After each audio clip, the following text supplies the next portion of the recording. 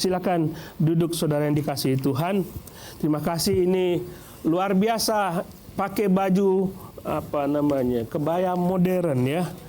Jadi ini mengingatkan hari Kartini ya. Ada yang nggak pakai baju kebaya? Nggak apa-apa. Tapi ini luar biasa ibu-ibu. Hari Kartini itu seperti hari ibu. Jadi kalau saudara tahu tentang ibu, kasih ibu kepada beta tak terhingga sepanjang masa. Hanya memberi bagai sang surya. Itu kita pikir ibu kita itu adalah ibu yang luar biasa karena dia memberi tidak mengharap kembali. Tapi tidak semua ibu seperti itu ya. Ada ibu yang menelantarkan anaknya, ada ibu yang tidak peduli kepada anaknya. Tapi ibu bisa berubah. Wanita, mama kita bisa berubah, tapi hanya satu yang tidak berubah, yaitu Tuhan. Nah, kita akan merenungkan satu bagian firman Tuhan dari Maleakhi pasal 3. Nanti masih ada satu sesi lagi. Kitab Maleakhi, saudara kalau sudah belajar Maleakhi, saudara pasti menyukai kitab ini.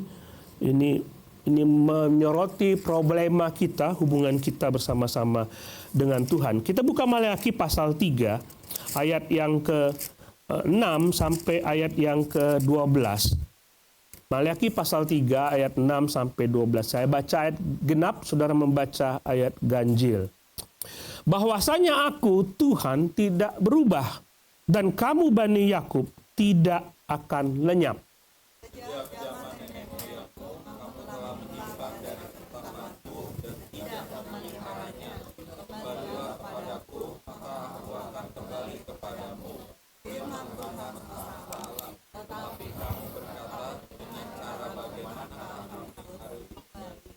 Bolehkah manusia menipu Allah? Namun kamu menipu aku.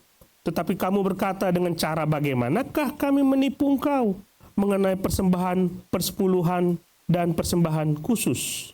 Kamu telah kena kutuk, tetapi kamu masih menipu aku. Ya aku seluruh bangsa. Bawalah seluruh persembahan persepuluhan itu ke dalam rumah perbendaharaan, supaya ada persediaan makanan di rumahku, dan ujilah aku firman Tuhan semesta alam, apakah aku tidak membukakan bagimu tingkap-tingkap langit dan mencurahkan berkat kepadamu sampai berkelimpahan.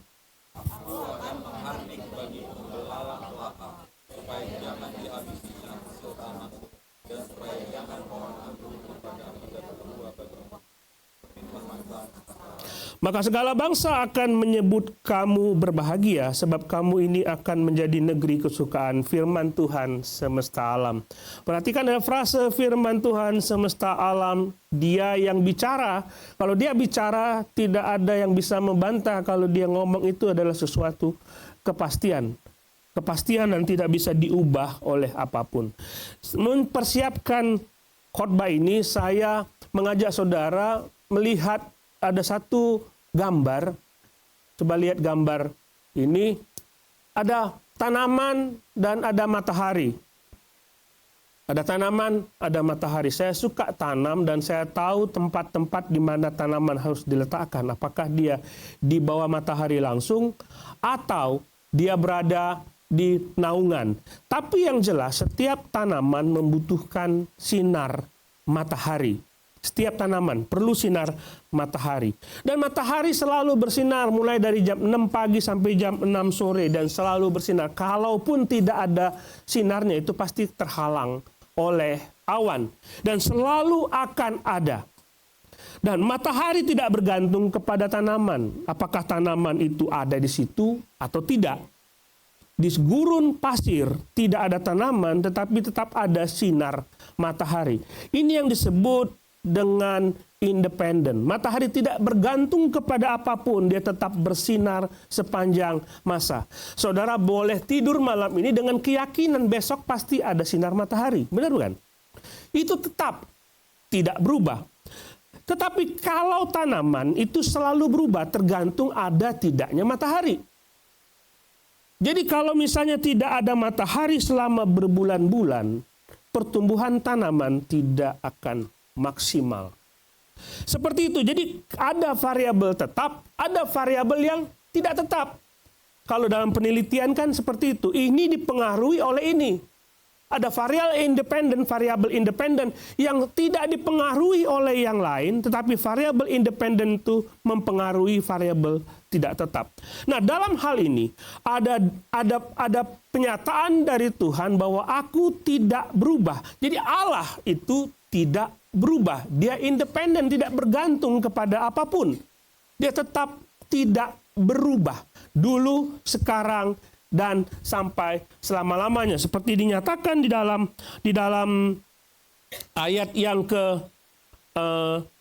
pertama, ayat yang ke-6, dia mengatakan Tuhan tidak berubah, Allah tidak berubah.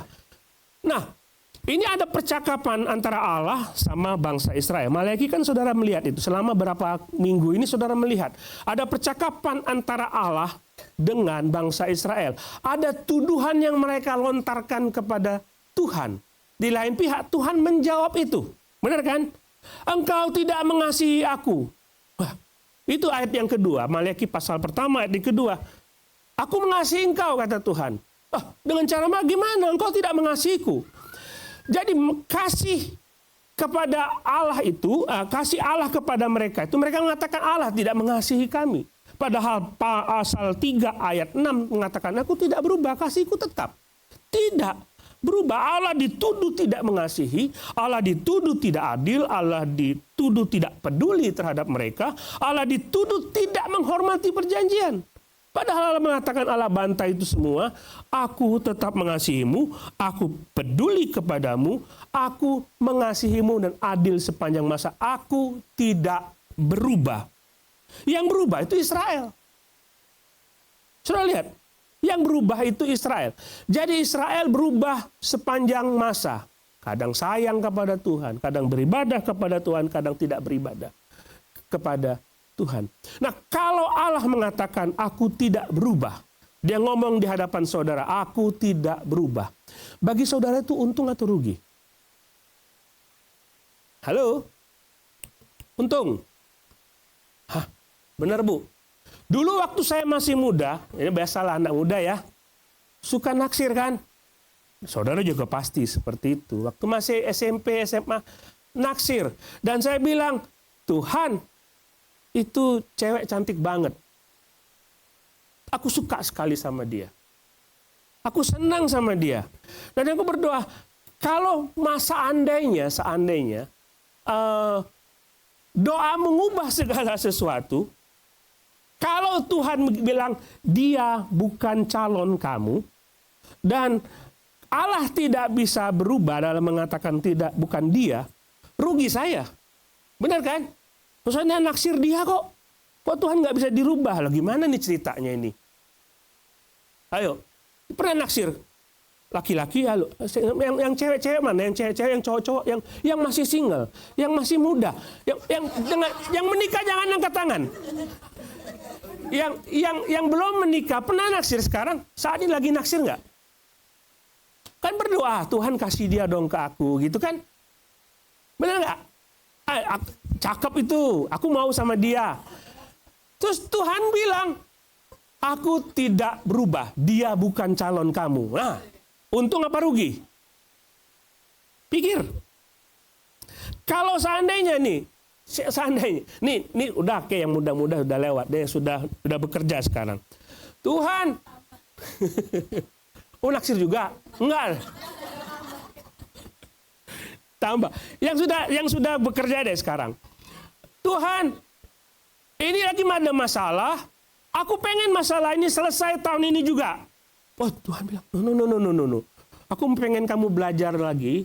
Aku pengen kamu lebih kuat lagi. Aku pengen mendidik kamu lebih hebat lagi. Karena itu masalahnya akan tambah 2 tahun lagi.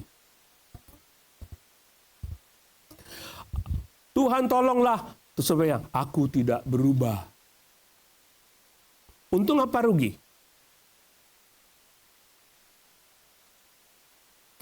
Saudara, kalau ngomong Allah tidak berubah, sebenarnya yang harus dirubah adalah perspektif kita tentang Allah. Kasih Allah, kesetiaan Allah, kebaikan Allah tidak berubah. Kesetiaannya kepada kita tidak berubah. Pada waktu dia mengatakan aku mengasihimu, Maliaki 1 ayat 2. Lalu orang Israel mengatakan, mana kasih-Mu itu? Kenapa kami dalam keadaan susah? Perspektif kita tentang kasih Allah itu berubah.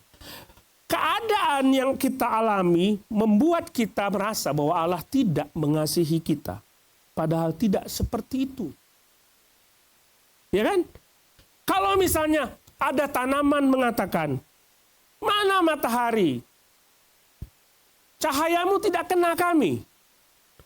Aku tetap memberikan cahaya. Cuma memang ada hujan, ada mendung yang tidak sampai kepadamu. Tapi aku tetap memberikan sesuatu kepadamu. Allah tidak berubah. Kitalah yang berubah. Perspektif kita yang berubah. Nah, sekarang bilang, saya begini, saudara baik nggak? Jadi orang Kristen baik nggak? Saya tanya. Ada yang mengatakan, saudara baik, angkat tangan. Kok nggak ada? Ini gagal gereja kalau nggak ada jemaat yang tidak baik. Saudara baik? Baik, oke. Kalau saudara ketemu dengan saya, dan lihat, ini pendeta, aku senang sekali sama pendeta mendoakan saya. Saya traktir makan deh, pendeta. Tapi satu kali, saudara ngelihat saya dan saya tidak salaman, tidak melihat wajah saudara, dan saudara nggak marah gitu. Kira-kira saudara mau ngajak saya makan nggak? Halo?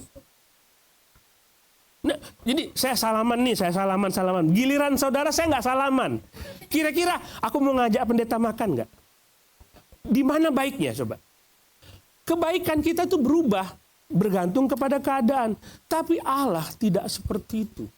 Kitalah yang berubah. Suasana hati kita pun begitu.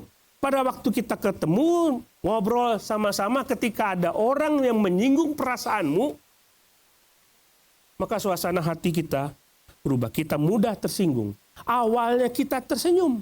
Tetapi karena ada orang yang menyinggung perasaanmu, engkau tidak tersenyum. Engkau meninggalkan ruangan itu dan engkau pergi dari tempat itu. Jadi saudara orangnya ramah atau tidak? Satu sisi saudara ramah, tapi di sisi lain saudara tidak ramah. Tuhan kita tidak seperti itu. Dia tidak berubah. Ini akan kita renungkan bahwa dia tidak berubah. Ibrani pasal 6 ayat 13 berkata, sebab ketika Allah memberi janjinya kepada Abraham, ia bersumpah demi dirinya sendiri karena tidak ada orang yang lebih tinggi daripadanya. Katanya, sesungguhnya aku akan memberkati engkau berlimpah-limpah dan membuat engkau sangat banyak. Allah berjanji demi dirinya sendiri karena tidak ada yang lebih besar dari Tuhan. Kalau kita berjanji terhadap sesuatu yang lebih tinggi dari kita. Biasanya orang, demi Tuhan saya bersumpah. Karena ada Tuhan yang lebih tinggi. Di atas Tuhan tidak ada lagi yang lebih tinggi. Tapi dia mengatakan, sesungguhnya aku akan memberkati engkau. Itu sebuah kepastian. Sesungguhnya itu amin. Sebuah kepastian. Kalau sebuah kepastian, Allah ngomong, berarti dia bisa melakukannya. Kalau saya ngomong A, pasti akan terjadi A. Kita kan tidak bisa seperti itu.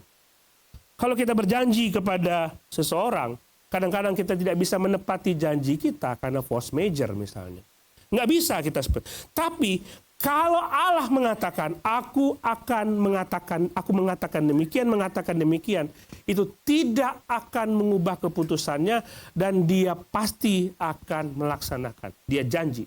Nggak ada yang bisa mengubah ketetapan Tuhan. Makanya dalam Maliaki pasal 3 ayat 6-12 tadi, kita selalu mendengar kata firman Tuhan semesta alam. Artinya tidak ada yang bisa melawan apa yang menjadi keputusan dia. Nah, kita kembali. Dia berkata, aku tidak berubah. Ayat 6 mengatakan bahwasanya aku tidak berubah. Sampai saat ini aku masih setia kepada perjanjianku. Yakub tidak akan lenyap. Yakub tidak akan lenyap. Jadi begini saudara, orang-orang Israel kembali dari pembuangan di Babel, mereka membangun rumah mereka dan mereka mengatakan, kami masih berada di bawah Babel. Tidak, mereka berada di penguasaan gubernur yang dipilih oleh Babel. Jadi mereka tidak punya raja mereka sendiri. Nggak punya raja sendiri. Akhirnya mereka mengatakan, bagaimana masa depan kami sebagai bangsa? Dan Tuhan mengatakan, Yakub, kamu tidak akan lenyap. Dulu aku membuat engkau lahir, aku pelihara engkau, dan sampai saat ini engkau tidak akan lenyap. Sejak zaman nenek moyang kamu, kamu menyimpang. Sejak kamu dibawa keluar dari Mesir, kamu menyimpang. Kamu keluar dari Mesir, kamu masuk ke tanah, ke padang gurun, kamu bersungut-sungut, kamu membuat aku kecewa, kamu membuat aku berduka, dan kamu berdosa berkali-kali. Aku tetap setia kepada engkau. Sehingga Tuhan bawa mereka ke tanah Kanaan. Masuk di situ, dan Tuhan berikan semua gratis, mereka berperang dan mereka tidak pernah kalah karena penyertaan Tuhan. Mereka membagi-bagi tanah Kanaan dan Tuhan mengatakan, engkau masuki rumah yang tidak kamu bangun, engkau memanen hasil ladang yang tidak pernah kamu tanam. Di mana kurangan kesetiaan Tuhan? Tuhan tetap setia. Nah, ketika kamu masuk ke situ, kamu berubah, kamu beribadah kepada bangsa-bangsa lain. Tuhan mengirim hakim-hakim untuk membebaskan mereka. Tuhan mengatakan, kalau aku tidak peduli, untuk apa aku kirim hakim? Aku masih setia. Dan setelah itu mereka diminta raja, pada Tuhan tidak mengizinkan itu karena Tuhanlah Allah yang menjadi raja mereka. Mereka tetap meminta raja, Tuhan kasih. Tuhan kasih. Dan mereka, Tuhan tetap sayang kepada mereka. Allah tidak berubah. Allah tidak berubah. Bukan berarti Allah kaku kalau Allah tidak berubah. Dan dia tidak berespon terhadap apa yang kita lakukan. Dia berespon terhadap apa yang kita lakukan. Maka dikatakan di situ, Tuhan, engkau tidak berubah, engkau baik. Maka selamanya engkau baik. Kalau engkau selalu baik, sekalipun aku tidak hidup sesuai dengan kehendakmu, aturanmu, engkau selalu baik dong sama aku. Kalau engkau tidak berubah, begitu kan prinsip kita. Tuhan, engkau selalu baik kepadaku. Tidak peduli aku baik atau tidak, tidak peduli aku berdosa atau tidak, engkau akan selalu baik. Maka nggak apa-apa dong aku berdosa. Nggak apa-apa dong aku melakukan kejahatan. Nggak apa-apa dong aku tidak melakukan apa yang engkau kehendaki. Karena engkau tidak berubah, engkau selalu baik. Hati-hati. Allah tetap berespon terhadap dosa. Bukan berarti dia tidak berubah, dia tidak punya respon terhadap dosa.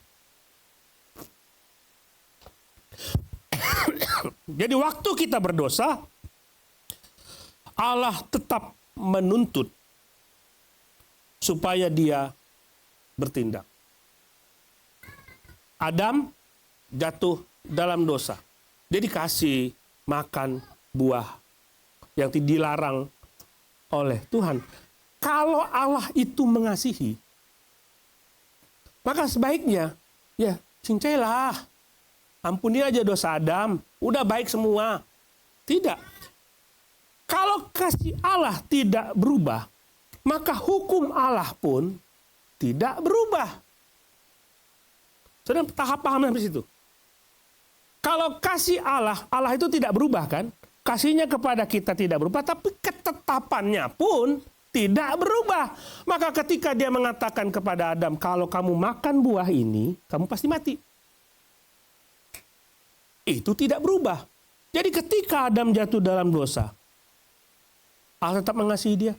Tetap mengasihi dia dengan memberikan rencana keselamatan bagi manusia. Tapi hukum tetap berlaku. Dia tetap menuntut adanya hukuman terhadap dosa. Dan itulah sebabnya dalam ayat ke-6 dan ayat ke-7 mengatakan, sejak zaman nenek moyangmu kamu telah menyimpang dari ketetapanku. Dan tidak memeliharanya, kembalilah kepadaku, maka aku akan kembali. Ini bukan Allah berubah karena kita berubah. Tidak. Allah mengatakan kembalilah kepadaku maka aku akan kembali kepadamu. Itu adalah tuntutan Allah supaya kita kembali kepada perjanjian semula. Allah tetap setia kepada perjanjiannya. Dan kita yang tidak setia kepada perjanjian Tuhan, kitalah yang harus berubah untuk kembali kepada perjanjian itu. Kitalah yang seharusnya berubah. Nah ini saudara, kalau Allah setia, tidak berubah dan tidak mengubah kasihnya kepada kita, maka dia memberi kesempatan bagi kita untuk kembali kepada dia. Kalau dia berubah pikiran, kita berdosa, lalu dia mengatakan karena kamu berdosa, maka aku tidak akan mengasihi engkau lagi. Kita nggak akan mendapatkan apa-apa. Ngerti? Begini maksud saya gini. Apa urusannya Allah dengan kejahatan Israel? Kamu bangsa kecil, tidak ada apa-apanya. Kamu selalu jahat kepadaku dari dulu sampai sekarang. Sejak zaman nenek moyang kamu jahat. Kalau Allah kita berubah, maka dia akan mengatakan sudah musnahkan saja Israel. Tapi kasihnya tetap ada. Ini menjadi dorongan bagi kita. Kalau Allah setia dan tidak berubah kesetiaannya, maka seharusnya menjadi kesempatan bagi kita untuk mengubah kesetiaan kita yang darinya tidak setia menjadi setia kembali kepada Tuhan. Apa urusannya Tuhan dengan orang Niniwe? Sampai dia mengutus Yunus. Yunus, pergilah ke Niniwe. Kalau Niniwe itu jahat dan Allah mengatakan mereka jahat dan mereka harus dihukum, mati saja. Turunkan saja api dari langit. Tapi Allah memberi kesempatan itu supaya kesetiaan Allah yang tidak berubah itu membawa mereka untuk setia kembali kepada Tuhan, kembali kepada engkau, kepada Dia. Allah yang tidak berubah itu adalah Allah yang setia dan selalu menanti kembalinya kita kepada Dia. Ini keuntungan bagi kita. Praise the Lord. Kalau Allah berubah kesetiaannya kepada kita, pergilah kau. Aku tidak mau melihat mukamu lagi. Tapi Allah tidak seperti itu. Makanya berkali-kali ketika Tuhan mengatakan kembalilah kepadaku, maksudnya respon bagi kita untuk kembali setia kepada Tuhan. Kembali untuk datang kepada Tuhan. Dia masih menantikan kita untuk kembali kepada Dia. Nah, hal kedua yang ingin saya mengajak saudara melihat tentang kesetiaan Allah. Bolehkah manusia menipu Allah? Ayat yang ke-8. Bolehkah manusia menipu Allah? Namun kamu menipu aku. Tetapi kamu berkata, dengan cara bagaimanakah kami menipu engkau mengenai persembahan persepuluhan dan persembahan khusus? Jadi waktu mereka kembali dari Babel, banyak orang Lewi tidak terawat. Orang Lewi adalah orang-orang yang tidak memiliki kebun, mereka tidak memiliki ladang, mereka tidak punya penghasilan. Ada perjanjian ketika mereka masuk ke tanah Kanaan, tata cara mereka beribadah itu sudah diatur oleh Tuhan. Mereka masuk ke tanah Kanaan, sudah perjanjian kepada ke-12 suku Israel bahwa Lewi tidak mendapatkan makanan. Dan Lewi oke-oke aja. Jadi kalau mereka tanya, kami gimana makan kami? Bagaimana anak-anak kami? Bagaimana kesejahteraan kami? Don't worry, 11 suku akan suplai makanan ke tempat kamu. Oke, kita keep perjanjian itu. Dan Tuhan mengatakan kita tetap perjanjian. Itu sudah ada perjanjian. Waktu mereka kembali dari Babel, Lewi tidak dapat apa-apa. Jadi di dalam bait suci itu, sebenarnya kalau saudara melihat ada struktur bait suci, ada gudang tempat menyimpan makanan. Dan mereka ketika mereka panen, mereka taruh makanan itu ke gudang itu, nanti dibagikan ke orang-orang Lewi. Tapi itu sudah tidak ada. Nah, saya mengerti bahwa kebutuhan makin meningkat. Dan ketika kebutuhan meningkat, kita mulai berpikir tentang masa depan kita. Kita berpikir bahwa keinginan kita waktu gaji kita mulai bertambah, ada keinginan-keinginan yang harus kita penuhi, sehingga apa yang kita berikan itu mulai berkurang. Sama seperti yang dilakukan oleh Lewi. Kalau kami memberi, oke lah ada 1/10, tapi kami nggak bisa memberikan 1/10 karena ada kebutuhan kami meningkat. Kebutuhan kami meningkat. Nanti kalau kami beli 1/10, kami tidak akan cukup. Itu pikiran mereka. Nanti bagaimana kalau kami masa depan anak-anak kami? Kami ada sesuatu yang harus kami tabung.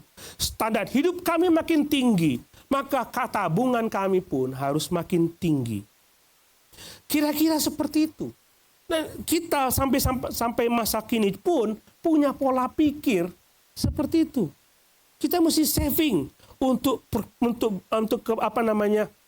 masa depan kita, untuk masa depan anak-anak kita.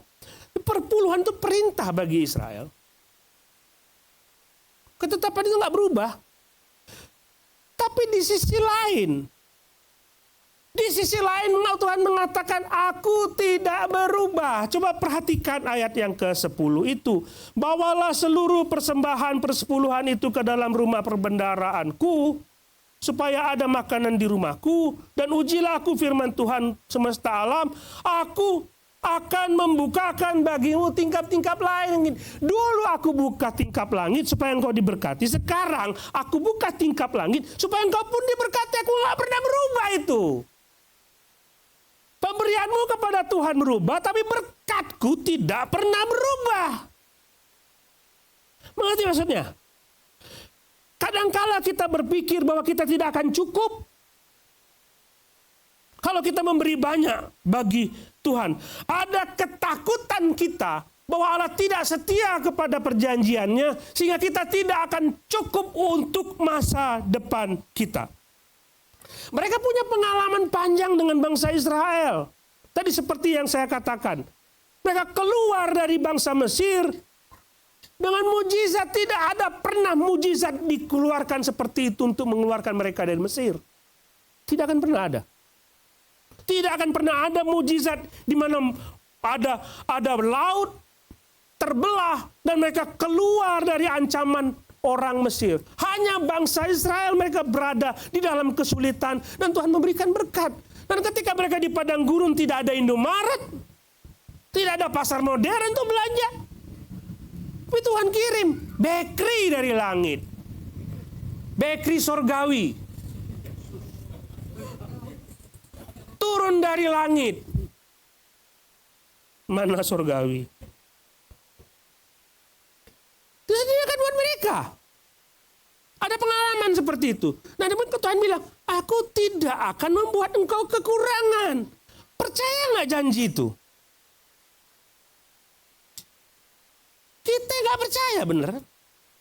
Waktu kita memberi kepada Tuhan, kita mulai berpikir-pikir, kalau saya kasih ini, nanti saya kurang nggak ya? Saya kurang nggak? Ada ketakutan seperti itu.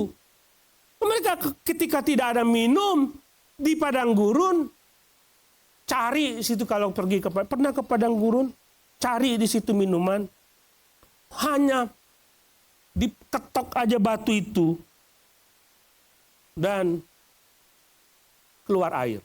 Tuhan pelihara. Tuhan menolong mereka. Allah tidak pernah berubah. Dan Allah terus pelihara, dan aku selalu memberkati kamu sampai kapanpun. Amin nggak? Benar, amin.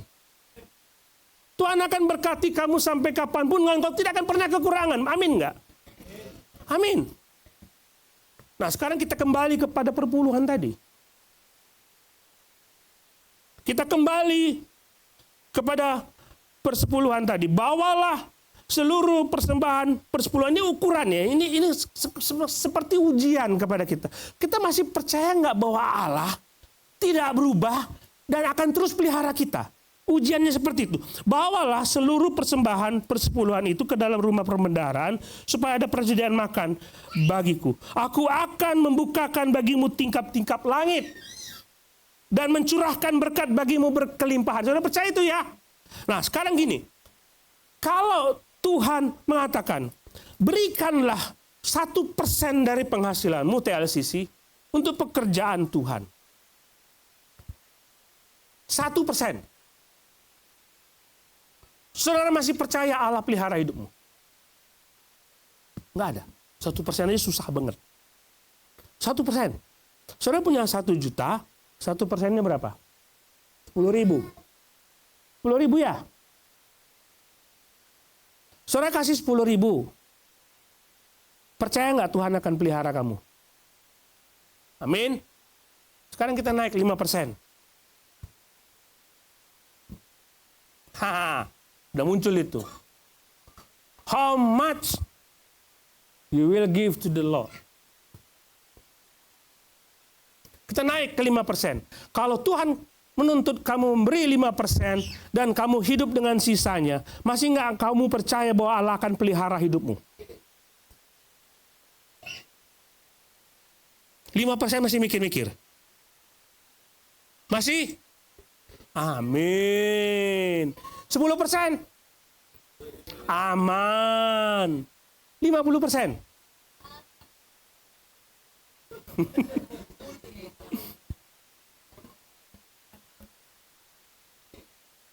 60%? 100%?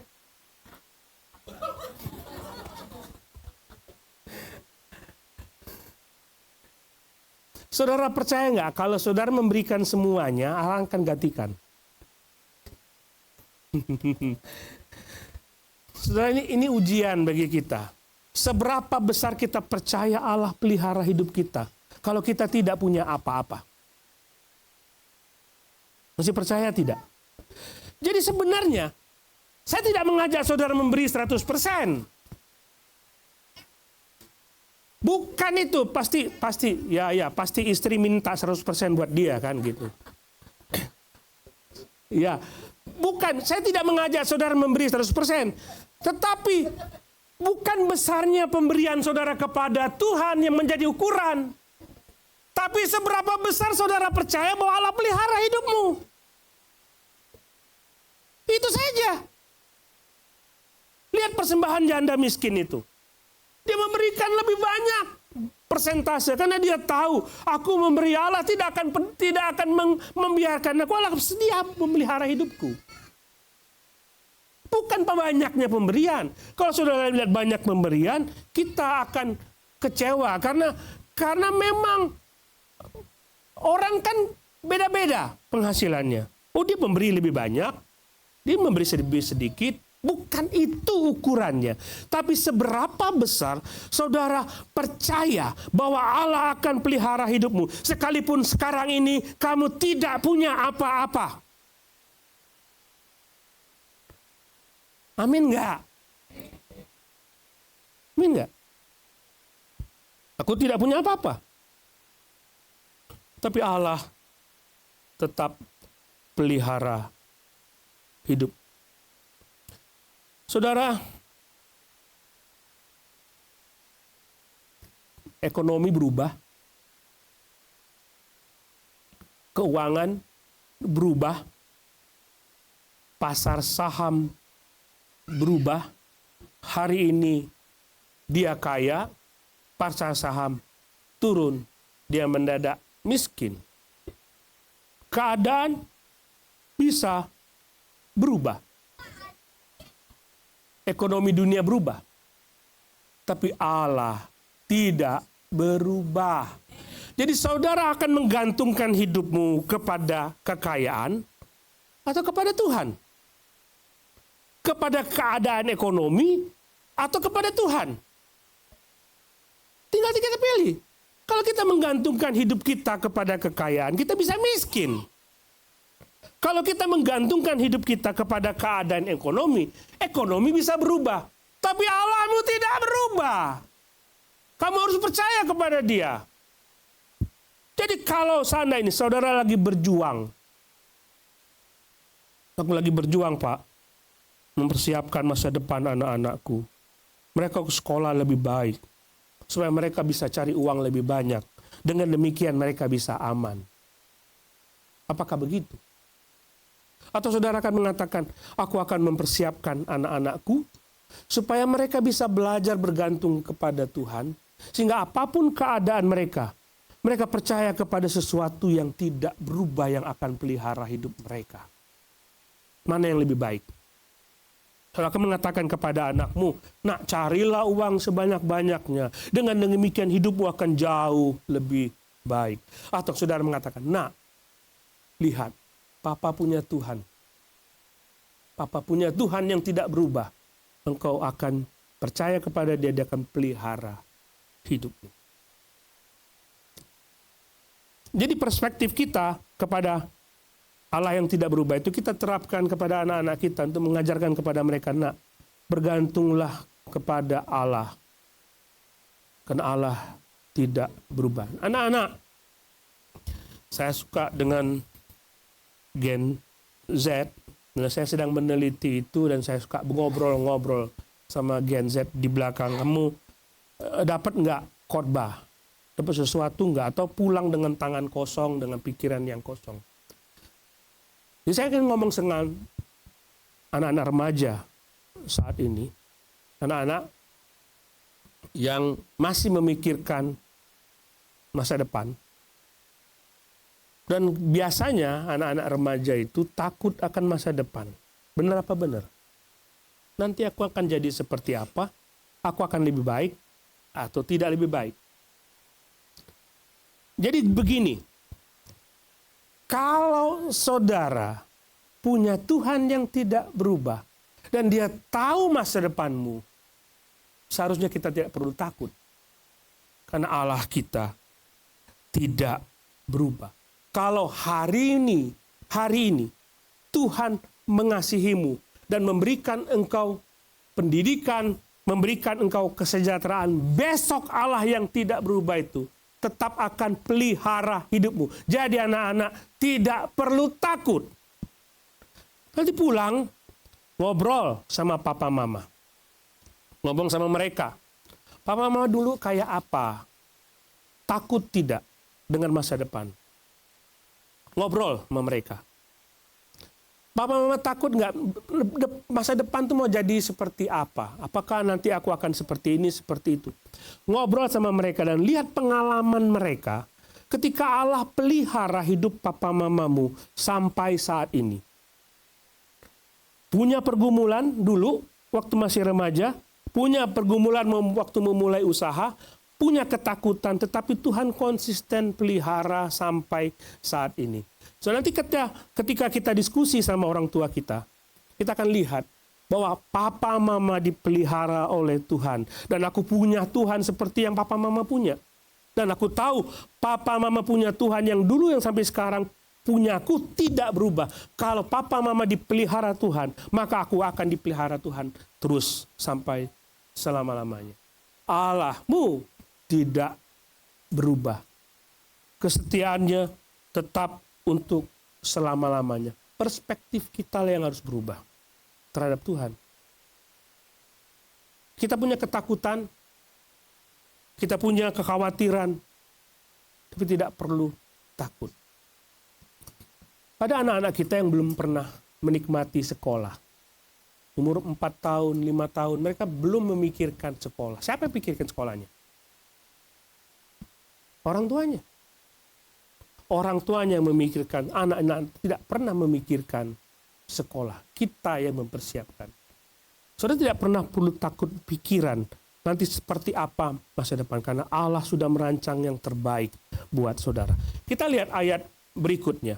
Ini firman Tuhan. Berkali-kali dia mengatakan firman Tuhan semesta alam. Firman Tuhan semesta alam. Aku akan menghardik bagimu belalang pelahap, supaya jangan dihabiskannya hasil tanamanmu. Segar kan ayatnya? Aku akan menghardik belalang, pelahap, supaya tidak dihabiskan hasil panenmu. Supaya jangan dihabiskannya hasil tanahmu.